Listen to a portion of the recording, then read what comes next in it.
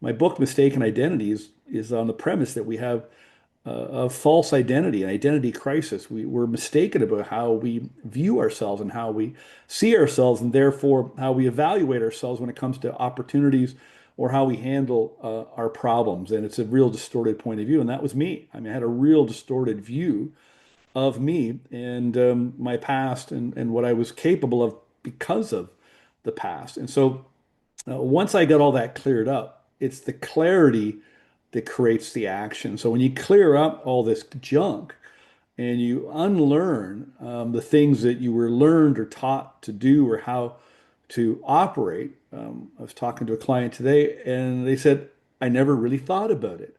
And I thought those are great words because we never really think about or are even aware of some of the things that we experience in our upbringing, our early conditioning that actually is causing us problems. And so what happens, you end up kind of making up these labels about yourself. And so I was indecisive. I was a procrastinator. I just couldn't focus. I remember times I just came saying, I just need to get away for a couple of days to get myself organized and on track. And I go away for a couple of days, like a little retreat to get myself organized with my business.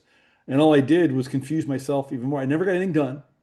And I made up a bunch of lists and I never made any decisions. And I came back home and I was in a worse off position than when I went away to try to solve the problem. So what happens when you clear up your mistaken identity and you really get clear on the areas that you're operating, the ways you're operating, they're causing you problems like this shooting on yourself.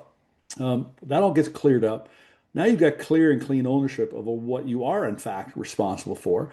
And you don't take on the responsibility things that others try to put on you when it's actually not your responsibility. So you trust yourself a heck of a lot more.